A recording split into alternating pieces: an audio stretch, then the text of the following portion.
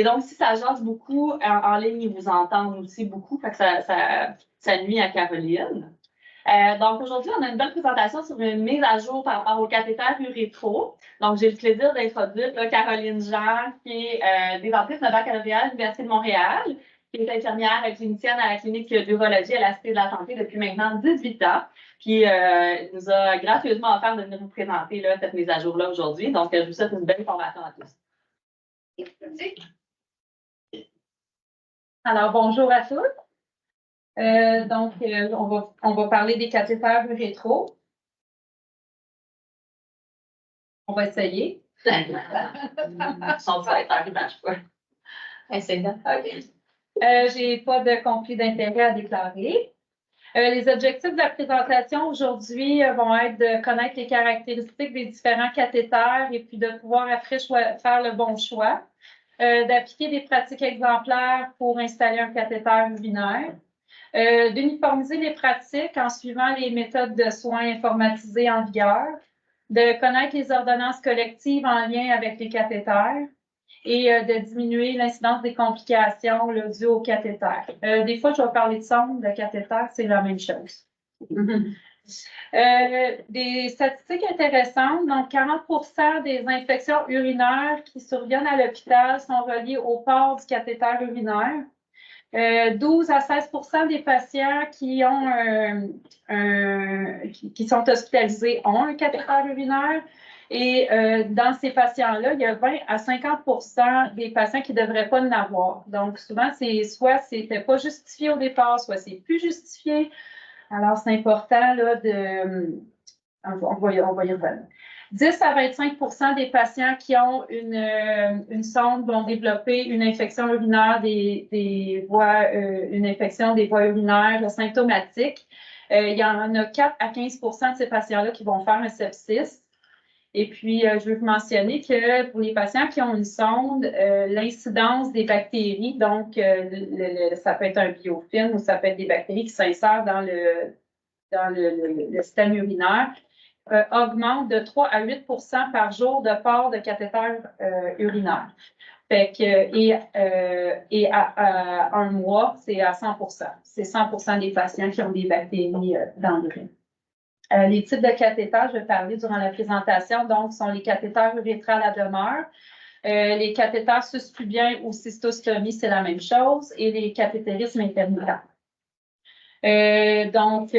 Dépendamment de cathéter qu'on va choisir, il y a plusieurs indications. Donc, en prévention, pré-chirurgie, on va installer un cathéter urétral à demeure ou une cystostomie. On pourrait le faire pour traiter soit une rétention urinaire, pour laver la vessie dans le cas d'un patient qui a des hématuries ou pour administrer des médicaments. On pourrait aussi l'utiliser en termes de diagnostic, pour injecter un produit de contraste en radiologie, pour évaluer un résidu vésical si notre bladoscan n'est pas fiable, prendre un échantillon d'urine ou faire un examen urodynamique. Les cathétérismes intermittents, on va les utiliser en traitement pour traiter une rétention urinaire ou pour dilater une sténose urétrale. En termes de diagnostic, ça va être pour prélever un échantillon d'urine. On pourrait le faire par cathétérisme. Les avantages de la sonde versus les cathétérismes intermittents. Donc, je voulais les comparer. Donc, le cathétérisme intermittent, les avantages, c'est que quand le patient fait des cathéters, il va conserver le cycle physiologique de remplissage de vidange de sa vessie, donc sa compliance de vessie, ce qui ne pourra pas conserver avec la sonde. Le confort est augmenté parce que entre les cathéters, il n'y a pas de sonde. Le risque d'infection il est diminué. Il y a moins de complications reliées au cathéter parce que il rentre puis il sort, donc il va y avoir moins de risque d'érosion, moins de risque de développer des calculs, moins de risque de cancer. Sa vie sexuelle est conservée, moins d'obstacles à l'intimité. Il se sent plus interpellé dans son autonomie, puis le contrôle de sa santé est augmenté parce qu'il y a un rôle actif à jouer quand il fait des cathéters et puis il y a une meilleure image corporelle. La sonde, l'avantage, la sonde à demeure, ben, elle coûte moins cher. Et puis, ça nécessite peu d'aptitude. Fait que nos patients âgés, des fois, ça va être l'option qu'on va privilégier. Mais si on a le choix, c'est toujours plus avantageux de choisir le cathétérisme intermittent pour toutes ces raisons. Les différentes caractéristiques des cathéters, on va les voir un à la fois. Donc, la longueur. Quand on installe une sonde à demeure ou un cathéter à demeure, on va mettre la même sonde à tout le monde. Fait que c'est avec 40 à 45 cm que ça mesure. Là, on n'installera pas des cathéters plus courts chez la femme, même si son urètre est plus courte. Donc, chez la femme, l'urètre mesure 3,5 cm versus chez l'homme 15 cm. Mais la longueur va devenir importante quand on va mettre le patient sous autocathétérisme. Alors, le patient sous cathéter, chez la femme, on va lui recommander un cathéter plus court parce que ça va être plus facile à manipuler. Elle va avoir moins de risque de se contaminer avec un cathéter qui est plus court. Puis, à partir de 13 ans, les recommandations sont les mêmes que pour l'adulte. Les calibres, là, vous voyez FR, vous voyez CH, c'est la même chose, qu'on parle de Charrière ou qu'on parle de French, c'est juste qu'il y en a un qui est en français, l'autre en anglais. Donc, le calibre, il y a un système de couleurs qui identifie la grosseur des cathéters. Ce système-là, il est international. Vous allez en Europe, ça va être la même chose. Quand on installe un cathéter à demeure qui vient d'être prescrit, normalement, on va mettre un size French. C'est la grandeur standard. Par contre, on va changer, des fois, on va mettre un cathéter plus gros ou plus petit, là, dépendamment soit de la prescription médicale ou de la physiopathologie du patient. Le patient qui saigne, on va lui mettre un cathéter plus gros pour pas qu'il bloque. Quand on fait des autocathétérismes, on va recommander chez la femme un 12 ou un 14 French, puis chez l'homme, on va recommander un 14 ou un 16 French. Les lumières ou les voies, c'est la même chose. Alors, une voie, c'est notre cathéter intermittent. 2 voies, c'est la sonde standard qu'on utilise. Donc, une voie pour le drainage, une voie pour le ballonnet. 3 voies, on va mettre ça dans les cas d'hématurie, nos post-op. Donc, il va y avoir une voie de plus pour l'irrigation vésicale. Et 4 voies, ça existe. On va voir ça en chirurgie. Lors d'une RTU, par exemple, on va avoir une voie de plus pour aspirer et irriguer pendant la chirurgie. Et il y a d'autres sortes de sondes différentes là, qui peuvent être utilisées pour poser des diagnostics, notamment la sonde avec le capteur de température, ça pourrait nous aider dans nos soins. C'est quelque chose qui existe, on ne l'a pas nécessairement vu, mais je voulais vous donner des exemples. Puis, je vous ai mis la photo d'un scope. Donc, c'est un cystoscope là, que les urologues vont utiliser en endoscopie. Les extrémités de la sonde, donc il y en a différents. On a des extrémités droites, on a des extrémités coudées, courbées, béquillées. Tenon, ça veut tout dire la même affaire, c'est une sonde courbée. OK, il y a différents embouts de la sonde courbée, il peut être droit ou il peut être en olive. Je vous ai mis une image d'un cathéter en olive. C'est pas grave, ça change rien à votre installation. Dans le fond, le but de l'olive, c'est d'aller dilater au niveau de l'urètre. Mais des fois, l'hôpital commande, ce qui nous servent comme matériel, c'est des sondes avec un embout en olive. Des fois, c'est droit, mais pour nous, ça ne change rien quand on la met. Et puis, on a des sondes avec le bout ouvert qui vont être utilisées avec un guide. C'est le médecin qui va mettre ça. On va voir ça en endoscopie, notamment. Et puis, il y a les yeux, là, ça peut être des petits yeux, des gros yeux, il peut y en avoir un, il peut y en avoir plusieurs, dépendamment de ce qu'on veut faire avec notre sonde. Si c'est pour drainer des gros caillots, on va mettre avec des gros yeux, etc. Il y a toutes sortes de choses qui existent. Les matériaux, donc ce qu'on voit à l'hôpital, on voit des sondes en latex, on voit des sondes en silicone principalement. On a déjà eu des sondes en latex recouvertes de silicone. Mais dans ma connaissance, il n'y en a pas, il n'y en a plus. Si, mettons, vous verriez ça, puis que le patient serait allergique au latex, même s'il est recouvert de silicone, il ne faut pas utiliser ça. Donc, je vous ai mis des images au bout du tableau qui vous montrent l'intérieur des sondes. Pour une même grandeur de sonde, mettons qu'on parle d'un size French, en latex versus en silicone, la lumière de drainage du silicone est beaucoup plus grande fait qu'il y a moins de risque qu'elle bloque. Fait que si un patient il saigne, ben, idéalement, il faut mettre une sonde en silicone. Les avantages du latex, donc, il coûte moins cher, est plus flexible. Il y a un modèle qui est radio-opaque, qui va être, c'est la sonde qui est rouge. Vous l'avez sûrement déjà vu, là. Souvent, c'est installé en radiologie, cette sonde-là. Les inconvénients, ben, comme la lumière est plus petite, ils peuvent s'incruster plus facilement. Donc, ça fait ils vont plus capter les porosités dessus, ça va faire plus de friction. Et puis, évidemment, nos patients allergiques au latex, il ne faut pas qu'on installe ça. Les sondes en silicone, donc, ils sont plus biocompatibles, donc plus confortables pour le patient. La lumière est plus grande, donc moins de risque d'incrustation. Ils ont une meilleure résistance à la chaleur et au vieillissement. Par contre, ils sont plus rigides, ils coûtent plus cher, sont semi-perméables. Ça veut dire que le ballonnet il va perdre un peu de volume à la longue. Alors, dans la MSI, il suggère de vérifier notre ballonnet et de rajouter du liquide quand il en manque. Et puis, ben, ils peuvent avoir plus de traumatisme au retrait parce que quand on dégonfle le ballonnet, il peut être raboteux pour les sondes en silicone et puis ben, ça peut créer des traumatismes quand on l'enlève. Je vous ai mis des sondes en PVC. On ne verra pas de sondes en PVC. Le PVC, on va voir plutôt des cathéters, là, les patients sous autocathétérisme, donc ils pourraient acheter des cathéters avec fait de PVC.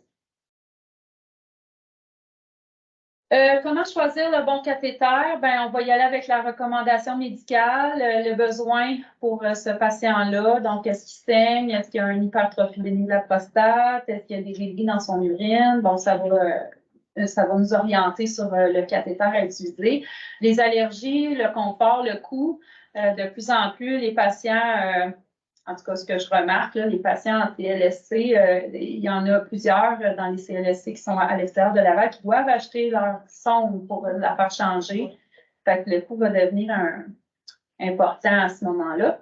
Et il y a toujours une dualité entre on veut que notre patient soit confortable, on veut éviter les traumatismes, mais on ne veut pas non plus que la sonde bloque. Fait qu'il faut mettre assez gros, mais pas trop gros, puis c'est ça un peu l'enjeu. Les généralités par rapport au cathéter. Donc, je veux juste vous mentionner qu'on a une ordonnance collective qui nous permet d'installer une sonde dans un contexte de rétention sans prescription. Donc, c'est l'ordonnance collective 026-2. Fait que c'est ça. Si le patient est en rétention, on n'a pas besoin d'une prescription. Quand on installe une sonde, il faut utiliser une technique stérile. La sonde doit être changée aux 6 à 8 semaines. Dans la littérature, il nous parle de 12 semaines. Là, je parle de la sonde en silicone. Hein. La sonde en silicone peut être changée aux 6 à 8 semaines, mais dans la littérature, il nous permet même de changer aux 12 semaines. Je le fais pour quelques patients, mais les urologues ne sont pas très chauds à l'idée de changer les sondes aux 12 semaines parce que, je vais vous en parler tantôt, là, les patients peuvent développer plus de pierres dans la vessie. Plus de risque d'infection aussi. Pour le port prolongé, ben c'est sûr, il faut utiliser des sondes en silicone. Ne jamais tester le ballonnet avant d'installer la sonde. Donc, on faisait ça avant. Il ne faut plus faire ça. Si on le gonfle, on le dégonfle, il risque d'être raboteux. Le ballonnet, il ne sera pas lisse. On peut faire plus de friction à l'installation, puis on peut faire des traumatismes quand on la met. Toute manipulation du cathéter devrait être planifiée le matin. Quand c'est planifié, planifiez-le le matin. Fait que comme ça, si on n'est pas capable d'installer la sonde,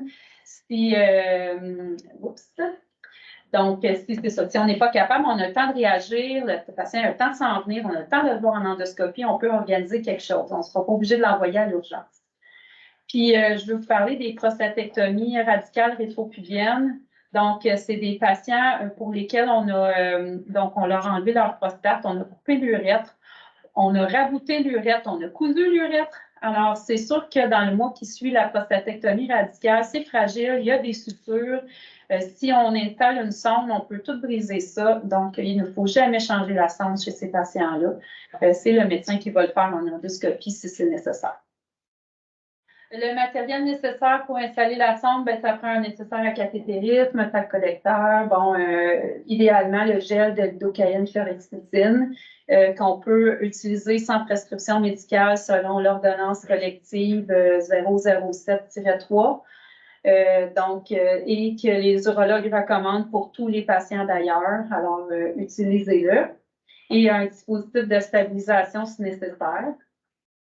Je vais vous parler des sacs collecteurs. Il y a certains sacs qui ne sont pas stériles. Donc, si quand vous préparez votre matériel, vous mettez le sac sur votre champ stérile, juste y penser. Le sac Coloplast au bout duquel on rajoute qu'on utilise actuellement dans l'hôpital, au bout duquel on rajoute le sac de nuit pour augmenter la capacité la nuit, il n'est pas stérile. Donc, il ne faut pas le mettre sur le champ stérile. D'ailleurs, l'utilisation du sac de nuit en alternance avec le sac à cuisse n'est pas recommandée. Il ne faut plus faire ça. On le faisait avant. Dans le fond, on a développé la technique d'ajouter un sac de nuit au bout du sac à cuisse. Donc, à ce moment-là, on garde le système en tout temps fermé. C'est selon les pratiques exemplaires, c'est ce qu'il faut faire pour que le système reste fermé en tout temps, ou en tout cas le plus possible. Et là, je vais vous parler de cette page-là qui est dans le guide pour les patients qui portent une sonde, qu'on devrait remettre à tous les patients qui quittent avec une sonde. Il y a une page qui parle du nettoyage des sacs. Le sac de nuit, mettons qu'on l'utilise, puis que là, le matin, le patient l'enlève, il le met à tablette, puis là, il le réutilise le soir. Bien, pensez que l'urine, elle reste dans le sac, que c'est chaud, c'est humide. Alors, toutes les conditions sont là pour avoir un party de bactéries. Puis là, il va reconnecter ça sur son sac. Les bactéries vont monter. Bon. Fait, il faut nettoyer le sac. Il faut montrer aux patients comment faire, il faut y en parler. Alors, on a tout ça décrit dans le guide, donc avec du vinaigre ou de l'eau de javel qu'on va faire pénétrer à l'intérieur. On va désinfecter notre sac, puis après ça, ben, il va être correct pour le réinstaller. On devrait aussi le nettoyer pour les patients qui sont hospitalisés, c'est la même affaire. J'ai vu souvent des sacs de nuit sont pendus après les ridelles, puis on les reconnecte pour la nuit. C'est ça. Maintenant, ici, c'est pour l'insertion du cathéter, c'est toutes les étapes de la MSI. Sont toutes écrites dans la MSI. Je veux juste attirer votre attention sur quelques points. Le lubrifiant qu'il y a dans le cabaret à cathétéris devrait être utilisé en plus du gel de lidocaïne chlorhexidine que vous devriez utiliser selon l'ordonnance collective. Donc, c'est pas parce qu'on utilise le gel qu'on n'utilise pas le lubrifiant. On devrait utiliser les deux. Les organes génitaux, quand on fait la désinfection, devraient être, en tout cas, ma technique à moi que j'ai développée au fil des ans en regardant les urologues faire, c'est qu'on devrait désinfecter les organes génitaux avant d'installer les champs stériles, comme ils font en salle d'opération dans le fond. Tu fais une première désinfection, après ça, tu installes tes champs stériles, après ça, tu touches au patient. Fait que quand tu touches au patient, ben, tu n'es pas contaminé, là. Fait qu'on devrait faire ça, mais ça, c'est pas écrit dans la MSI, c'est ma technique à moi, mais je pense que ça devrait, on devrait tendre vers de meilleures pratiques quand on installe la sonde. Les champs stériles devraient toujours être utilisés. Le champ fenestré il est important, surtout chez la femme. C'est souvent chez la femme qu'on le laisse tomber parce qu'on se contamine dans les cuisses. On est pris à l'intérieur des cuisses. Alors, c'est très important. Là, on devrait utiliser des champs stériles. Et ici, je voulais vous... c'est juste une slide sur la physionomie de l'appareil urinaire que vous connaissez évidemment. Mais ce que je remarque dans ma pratique, c'est que quand j'entraîne des gens, ils ont de la misère à trouver le méa chez la femme. Fait que peut-être juste une petite parenthèse. Donc, quand on regarde le système génital de la femme, ben on a les grandes lèvres, on a les petites lèvres. Puis le BA, c'est pas le clitoris. Il est vraiment à l'intérieur des petites lèvres. Fait que des fois, c'est pas évident parce que c'est pas toujours des madames très minces et Puis des fois, le méa, il peut ne pas être placé tout à fait là, mais en tout cas, normalement, c'est comme ça. L'insertion chez l'homme, donc, je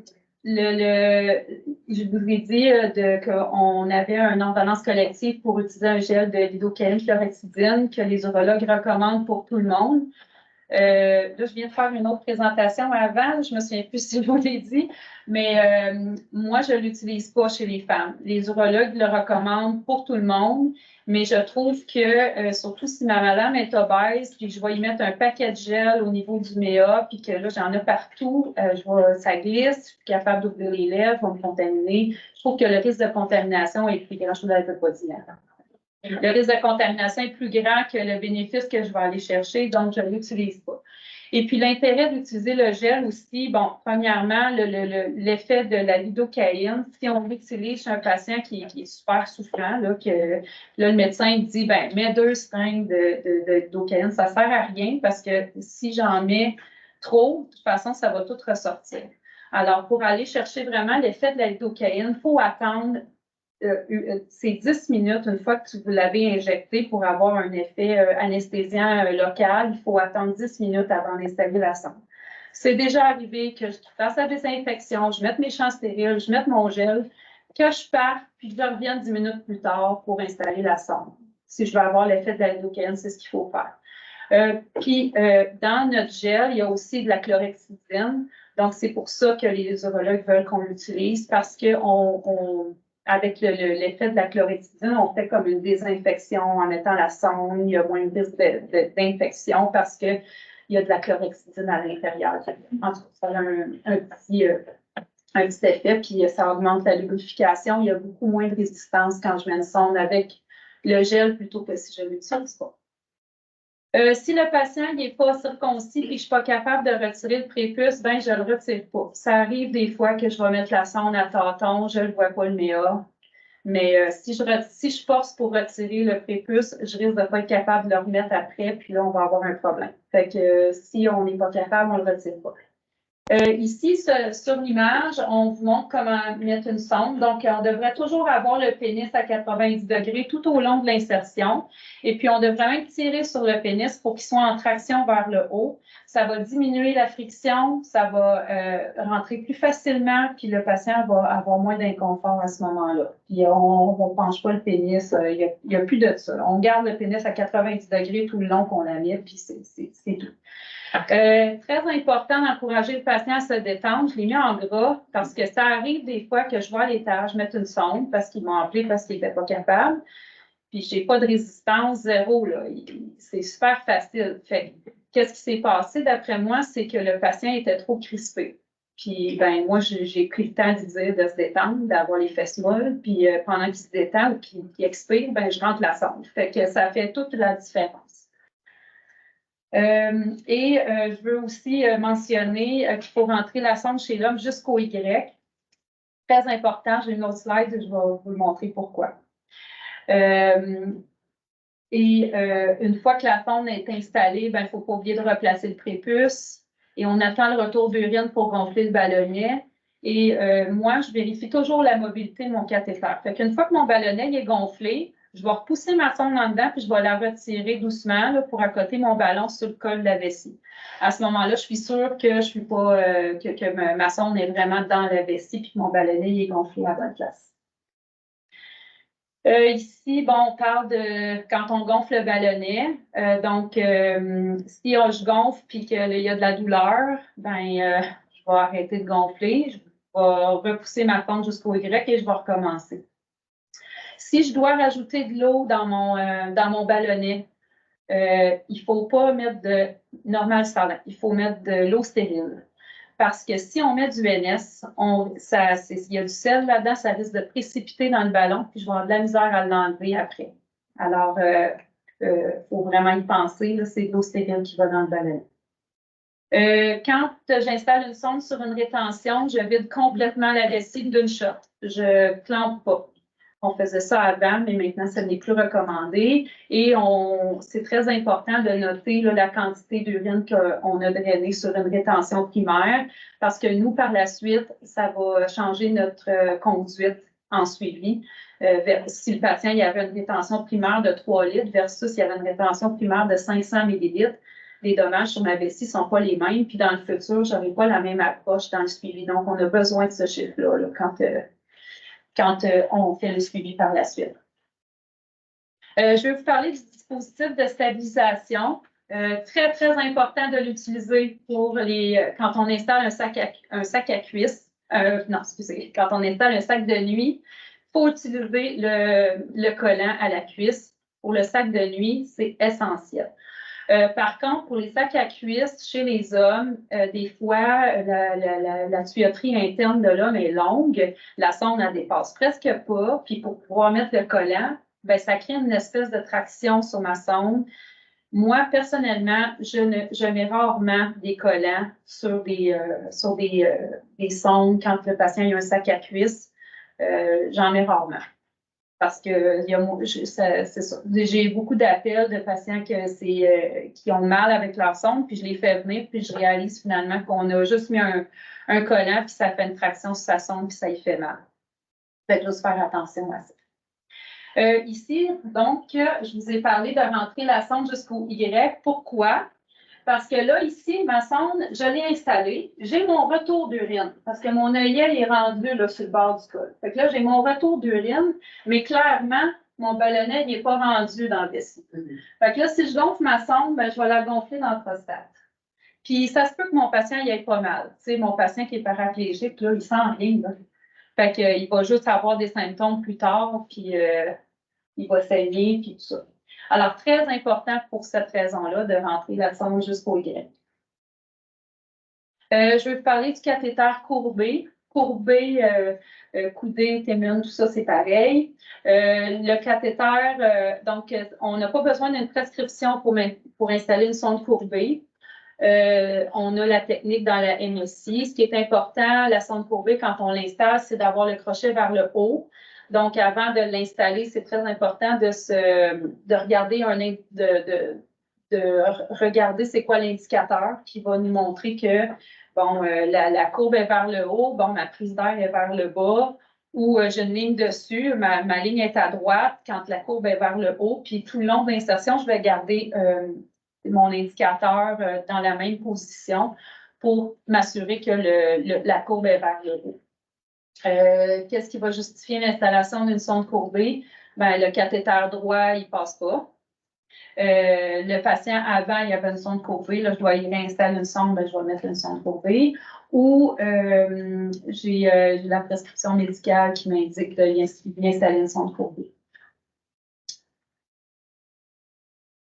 Maintenant, l'insertion chez la femme. Alors, comme je vous ai dit, je préconise beaucoup les champs pour les utiliser. Il y a un gel de docaïne chlorhexidine fait pour les femmes qui va en avoir moins dedans. Donc, au lieu de 10 ml, ça va être 11. Au lieu de 11 ml, c'est 6 ml. Mais comme je vous ai dit, moi, je n'utilise pas chez les femmes ou très rarement. L'insertion devrait se faire jusqu'au retour d'urine. Donc, on n'a pas besoin chez la femme d'aller jusqu'au Y. Fait que quand on a un retour d'urine, on repousse un petit pouce de plus, puis c'est correct. On peut gonfler notre ballonnet. S'il n'y a pas de retour d'urine, des fois, c'est long. C'est comme si le gel il reste dans les trous de la sonde, puis ça prend juste un petit peu plus de temps parce que vu que la lurette est plus courte, le gel, c'est comme pas absorbé en insérant. Fait que des fois, je fais juste attendre un petit peu, puis j'ai finalement un retour d'urine. Si jamais je n'ai pas de retour d'urine, puis que, bon, je pense que je suis pas à bonne place, je vais laisser la sonde en place et puis je vais mettre une autre sonde. Je vais réessayer avec une autre sonde. Je vais vous parler des complications dues à la sonde. C'est une des images. En haut, à droite, c'est une déchirure du méa urinaire. Malheureusement, j'en vois souvent. Quand c'est déchiré, ça ne se prépare pas. Ça reste comme ça. C'est un peu plate pour le patient. Ça lui fait mal quand ça déchire, mais une fois que c'est déchiré, ça ne lui fait plus mal. Mais on essaie d'éviter ça. C'est pour ça qu'il faut absolument que les sondes soient fixées à la cuisse quand ils ont un sac de nuit, surtout s'ils sont en fauteuil roulant et qu'on les lève au porte-au-livre. Et aussi, pour éviter ça, on peut fixer la sonde pour ces patients-là en porte-au-livre, fauteuil roulant, etc. On pourrait fixer la sonde sur l'abdomen, donc le pénis vers le haut. À ce moment-là, il n'y aura pas de déchirure. Ici, on voit, je l'ai vu souvent, ben, on en voit souvent. Ça, c'est un paraphimosis. Donc, ça, c'est un prépuce qui a été retiré pour mettre la sonde, mais qui n'a pas été replacé par la suite. Et ce que ça fait un étranglement à la base du gland. Dans ce cas-ci, ça ne va pas bien parce qu'il est devenu bleu. Fait qu'il faut essayer d'intervenir avant ça, là. Puis, il faut surtout replacer le prépuce une fois qu'on a installé la sonde. Ici, je vous ai mis la photo d'une pierre. OK, ça, c'est quand les patients ont des sondes à long terme, ils vont être à risque de développer des pierres dans la vessie parce qu'ils se forment des petits cristaux en dessous du ballonnet. La sonde reste longtemps, fait que les cristaux grossissent. C'est pour ça que les urologues ne sont pas très friands qu'on change toutes nos sondes aux 3 mois. Fait que les patients, moi, j'en change des sondes aux 3 mois. Là, ça va être souvent des patients qui vont être assez âgés ou des patients que c'est vraiment difficile là, de changer la sonde pour X raisons. Fait qu'à ce moment-là, on va les mettre aux 3 mois, mais c'est pas tout le monde qu'on va faire ça. Ou souvent, je vais les changer aux 2 mois, les sondes. Et puis, le petit indice pour savoir que mon patient, il y a une pierre dans la vessie, il y a une sonde à demeure, mais il y a une pierre dans la vessie, c'est des patients qui vont avoir des sondes qui vont tomber, mais le ballonnet va être dégonflé. Mais ils vont tomber à répétition, les sondes. Fait que quand on voit ça, on sait que le patient, il y a une pierre dans la vessie, donc il faut adresser ça à l'urologue. Les autres problèmes, problème d'infection, sepsis, de la douleur, du sang dans les urines, la sonde qui bloque, des spasmes avec des flux d'urine, c'est d'autres complications. Les soins de surveillance, donc tout patient qui part avec une sonde devrait avoir une référence inter-établissement de compléter pour que le CLSC puisse y apporter du support si c'est nécessaire. Ce qu'il faut surveiller, il faut surveiller l'intégrité de la peau. Le cathéter doit toujours être perméable, évidemment. Les signes de complications que je vous ai déjà mentionnés et les prendre en charge. Et à chaque jour, évaluer la pertinence du cathéter. Fait que si c'est plus pertinent, il faudrait peut-être un peu pousser nos médecins à tenter des sevrages pour éviter toutes les complications dues au cathéter. Et je veux vous parler des irrigations vésicales. L'irrigation vesicale et le changement de sac, c'est la même chose. C'est des manipulations qui font qu'on doit ouvrir le système. Donc, on ne devrait jamais ouvrir le système d'emblée d'une façon programmée. Il devrait toujours avoir une raison pour faire ça. Alors, on va irriguer la sonde, jamais systématiquement. Ça doit se faire au besoin seulement. Si la sonde la bloque souvent, si ça draine moins, s'il y a beaucoup de dépôts, peut-être à risque de bloquer, s'il y a des caillots, s'il y a trop de sang, mais il faut qu'il y ait une raison pour faire une irrigation vésicale. Sinon, le patient, il boit plus, puis c'est tout. On ne fait pas d'irrigation. Et même chose pour le changement de sac. Encore là, on ouvre le système, donc on devrait changer les sacs au besoin s'il y a d'odeur. S'ils sont défectueux, la valve ne tourne pas, c'est difficile ou s'il est sale à l'intérieur. Là, tantôt, on m'a posé la question des sacs qui virent mauve. Ça arrive. S'il y a juste ça comme symptôme, c'est pas une raison de faire une analyse culture d'urine puis de donner des antibiotiques. Mais peut-être que le patient doit être parce qu'il y a juste ça comme symptôme, c'est parce qu'il s'est créé un biofilm dans son système, puis ça colore son sac. Alors, il faut juste qu'il boit plus, puis et on change le sac un peu plus souvent, puis c'est tout. Les recommandations aux patients, donc d'avoir une bonne hygiène. Il peut prendre un bain, une douche, il peut se baigner dans sa piscine, il n'y a pas de problème avec son sac. En soi, le système il est fermé, il n'y a rien qui rentre à l'intérieur. Quand il sort du bain, mettons, là, moi, ce que je recommande, c'est de juste se mettre un petit peu d'alcool à friction en bouteille, là, qui peut pas cher, il en coule un petit peu sur l'extrémité de son sac, puis c'est tout. Il n'y a rien qui rentre à l'intérieur, c'est un système fermé. Très important d'éviter toute traction sur le méa. Il faut le mentionner aux patients. Il ne faut pas que son sac tire. Il faut qu'il leur remonte quand il marche. Il faut que les élastiques soient serrés parce que c'est fou le nombre d'appels que j'ai pour ça. Je fais venir les patients parce que j'ai dit votre sac tire. Il me dit non, il ne tire pas, mais finalement, c'est ça, il tire. Vider le sac aux 3 heures, ça évite encore la traction. Parce qu'il va y avoir moins de chances ça fait moins de poids. Augmenter l'hydratation, ça évite plein de problèmes. Fait qu'il faut que le patient y boive plus quand il y a une sonde. changer le sac au besoin. Puis le patient, tous les patients qui ont une sonde devraient avoir le guide d'entretien pour les usagers porteurs de sonde. Il y a plein de trucs là-dedans, ça les rassure. Ils peuvent se débrouiller un peu tout seuls au lieu de toujours appeler au CLSC pour X choses. Fait qu'on devrait le remettre aux patients. Les symptômes qui sont fréquents mais qui sont normaux. J'ai eu beaucoup d'appels des infirmières pour ça. Ils pensent qu'il faudrait peut-être faire une analyse culture, mais non, c'est normal. Alors, les patients qui ont des spasmes avec ou sans fluide d'urine, ça se peut avec la sonde. La sonde est là, elle stimule la vessie se contracte, ça crée des spasmes. Le patient forcé, il y a des spasmes. Bon. Pour diminuer les spasmes, si le patient est très incommodé, il faut diminuer le calibre de la sonde, si c'est possible. Il faut diminuer la taille du ballonnet. Fait que le ballonnet, d'habitude, on part avec un 10 ml. Bon, ben, s'il y a beaucoup de spasmes, on va réduire à 6 millilitres. Puis des fois, c'est suffisant pour régler son problème. Et puis, il faut éliminer toute traction sur la sonde. Traction sur la sonde, ça peut amener là, des spasmes. Il ne faut surtout pas faire le contraire. Si vous augmentez le ballonnet puis le calibre de la sonde en pensant que vous allez faire un bouchon, puis ça va augmenter ses symptômes parce que ça va stimuler encore plus sa vessie. Il y a du sang dans son urine, c'est pas inquiétant s'il n'y a pas d'autres symptômes. Fait que s'il y a juste un petit peu de sang de temps en temps, ben, il est forcé, il est à la selle, il y a du sang dans son sac, c'est pas grave, il faut le rassurer. Il y a des dépôts de l'urine brouillée, mais il n'y a pas de fièvre, il n'est pas plus mêlé que d'habitude, son état cognitif est correct, il n'y a pas de blocage, il boit plus, puis c'est tout, là, on ne fait rien pour ça. Les sécrétions uricales, il y en a beaucoup de patients qui m'appellent, sont inquiets, ont des sécrétions blanchâtres autour de la sonde.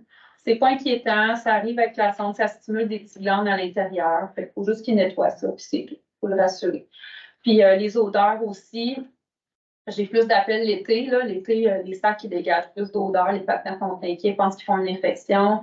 S'il y a juste ça comme symptôme, c'est rien. C'est notre biofilm encore là qui crée des odeurs. Le patient doit boire plus. Et puis, il faut le rassurer, mais il n'y a rien à faire pour ça. Les notes au dossier, donc, ce qu'on devrait écrire, ben, le bladder scan qu'on a fait avant la sonde, si c'est un cas de rétention. Bon, on a installé selon la MSI, le calibre de type de son installé. On a utilisé le gel selon l'ordonnance collective, la ballonnette, la quantité qu'on a mis. Et j'ai mis en rouge la quantité d'urine vidangée. Je vous en ai parlé tantôt pour nous dans le suivi des rétentions urinaires. C'est très important d'avoir le chiffre. Caractéristiques de l'urine, réaction du patient, bon, le sac collecteur qu'on a installé, l'indice sur la surveillance à faire et les enseignements effectués. Maintenant, un autre volet, je veux vous parler des cystostomies ou des sondes suspubiennes. Donc, c'est une sonde qui est installée par le ventre.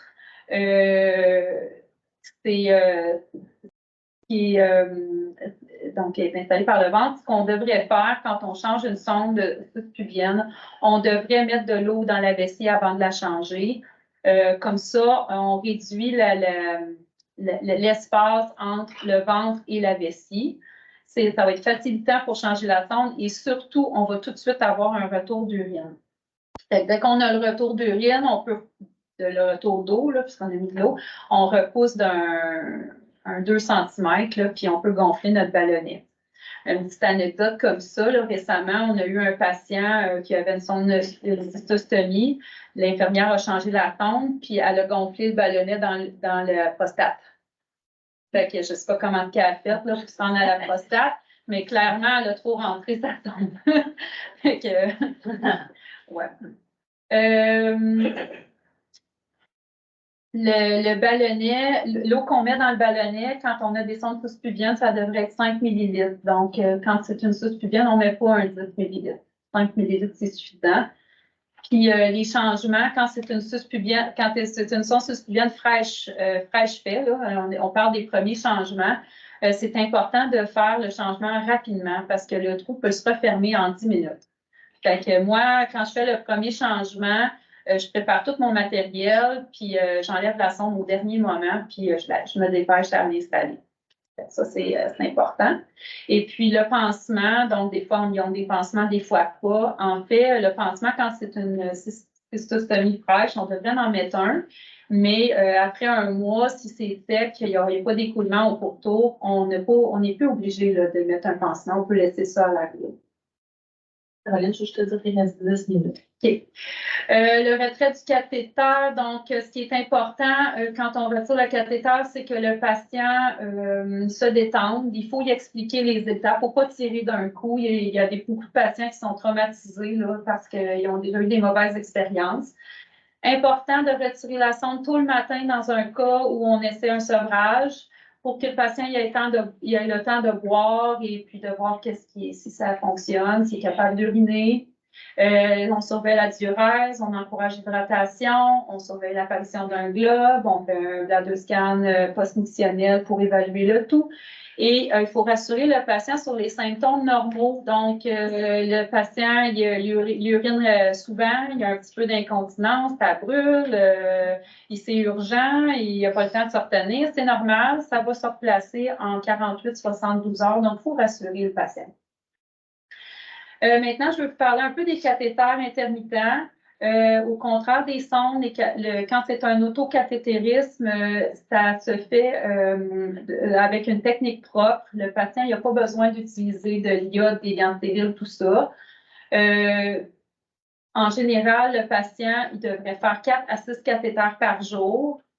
Puis la fréquence des cathéters va être déterminée par son hydratation, par la quantité d'urine qui draine. Donc, on veut viser moins de 500 ml par cathéter pour garder une bonne fonction vénale.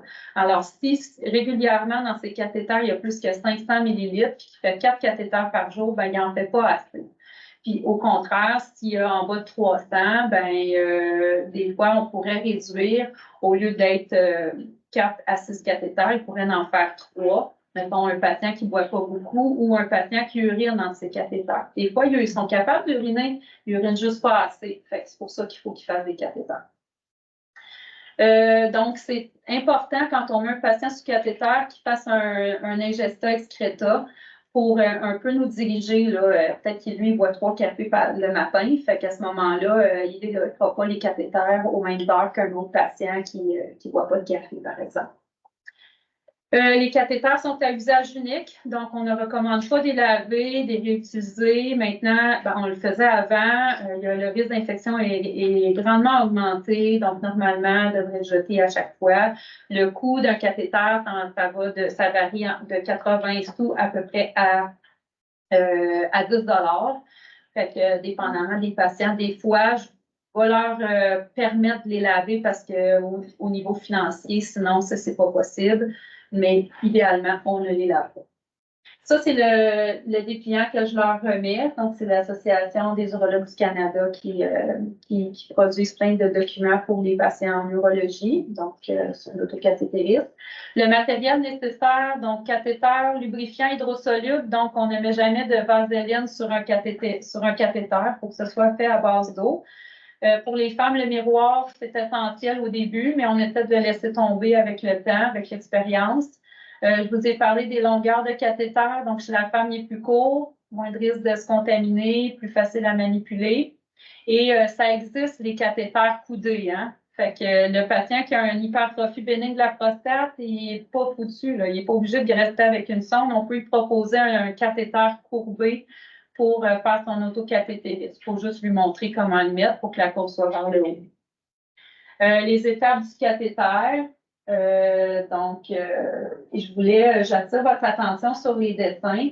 Il y a plusieurs positions ou endroits que les patients peuvent, façons de s'installer que les patients peuvent avoir qui peuvent faciliter leur cathéter. C'est une adaptation pour eux. Il faut ça leur fait pas plaisir de faire des cathéters. Donc, il faut leur rendre ça le plus simple possible, le plus facile. Alors, il faut voir avec eux qu'est-ce qui leur convient. Prélèvement d'urine, il faut que ce soit justifié de faire un prélèvement d'urine chez un patient qui a une sonde. Il faut qu'il y ait des indications soit de symptômes fébriles, de blocage de sonde ou d'altération d'état cognitif. Comme je vous ai dit, L'odeur, la couleur de l'urine, on s'en fout. S'il n'y a pas d'autres symptômes, on encourage l'hydratation puis on ne fait pas de test d'urine. En pré-op, c'est différent, par exemple. Là, on fait des tests d'urine à tout le monde. Si on doit prélever l'urine, jamais, jamais on prélève dans le sac, à moins qu'on vienne juste de le mettre puis qu'on a un sac stérile, mais sinon, il faut absolument clamper notre sonde et puis on la clampe une demi-heure, puis après ça, on prélève l'urine. Façon de la clamper, donc jamais clamper la sonde comme ça. On clampe le ballonnet à ce moment-là et ce qui va arriver, c'est que, mais qu'on veut enlever la sonde, peut-être qu'on ne sera pas capable de dégonfler le ballonnet parce qu'on a endommagé la petite valve. Alors, il faut vraiment clamper juste la sonde comme en haut.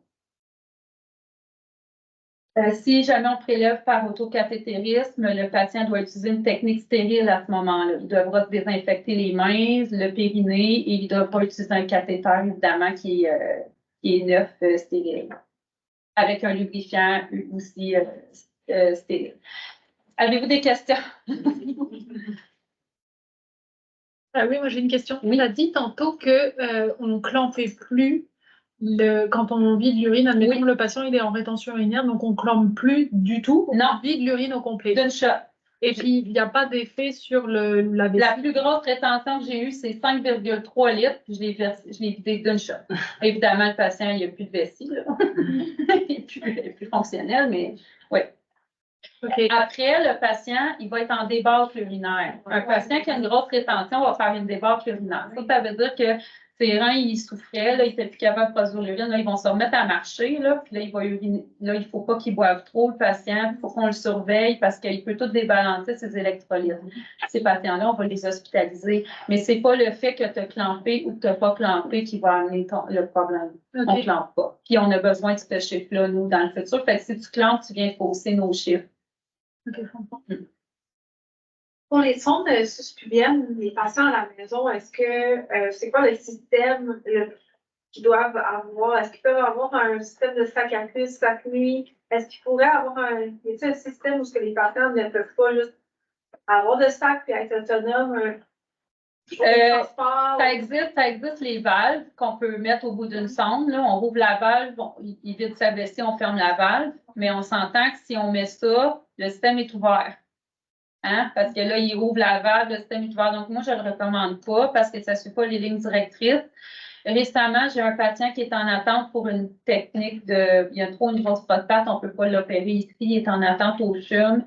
Puis ces patients-là, ils attendent plus que comme 11 mois là, pour avoir leur chirurgie, ça n'a juste comme aucun bon sens.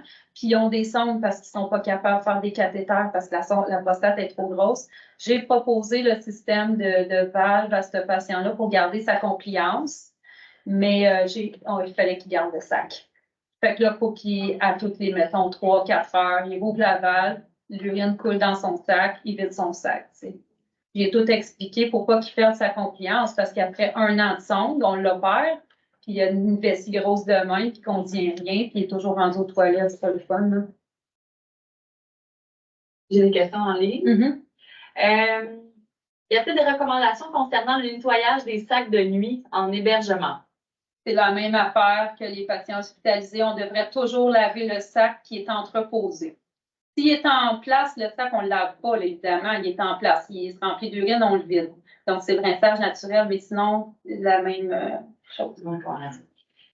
Bonjour, merci pour la présentation. J'aimerais savoir avec combien de millilitres de NaCl doit-on irriguer la sonde chez les personnes âgées en cas de blocage? Bon, quand on irrigue, donc il y a une raison. On n'irrigue jamais de façon systématique ou d'emblée. Alors, s'il y a une raison d'irriguer, irriguons. Irriguons pour la peine. Moi, je passe 1 litre si j'ai à irriguer. Je le passe au complet. Fait que si j'ouvre un 500 ml, je passe le 500 au complet. Si j'ouvre 1 litre, je passe le litre au complet. Je rince comme il faut. Pouvez-vous réexpliquer, s'il vous plaît, la partie du sac collecteur et du sac à cuisse? On ne doit plus abouter le sac à cuisse au sac collecteur la nuit. Sac à cuisse au sac. En fait, on doit abouter le sac de nuit au sac collecteur à cuisse pour augmenter la capacité de drainage. Ça, c'est une façon de faire, mais sinon, on pourrait poursuivre les bonnes pratiques. On pourrait aussi garder en tout temps le sac à cuisse ou en tout temps le sac de nuit. Donc, toi, qu'est-ce que tu expliquais? C'était que dans le fond, on ne pouvait plus passer du sac à cuisse au sac de nuit. C'est ça. On ne devrait pas enlever le sac à cuisse, mettre le sac de nuit ou vice-versa, enlever le matin, faire le contraire. À ce moment-là, on rouvre le système 2 fois par jour. En présentant, avez-vous d'autres questions? Ça a l'air beau en ligne aussi. Donc, moi, j'ai juste un petit rappel à vous faire. Donc, je vous remercie là, d'avoir été présent à la formation. Je remercie encore une fois nos commanditaires Coloplast. Je vous invite à aller les voir à la fin de la formation. Je veux juste vous préciser que si vous désirez avoir votre accréditation pour l'assistance à la formation, il faut que vous complétiez 2 choses. Le questionnaire qui est dans le fond votre examen post-formation. Et également, on a un sondage d'évaluation de la qualité de la présentation. Donc, il faut vraiment remplir les 2. C'est disponible sur Intranet. Sinon, il y a les codes QR en arrière sur la table qui sont disponibles. Intranet, c'est Semaine des soins infirmiers. Fait que c'est SSI. Vous tapez ça dans la recherche, vous allez trouver la page. Vous retournez où vous êtes allé vous inscrire pour la formation. Tous les codes QR et les liens directs sont là. Donc, n'oubliez pas de faire ça si vous voulez qu'on vous attribue votre accréditation. Merci, Caroline.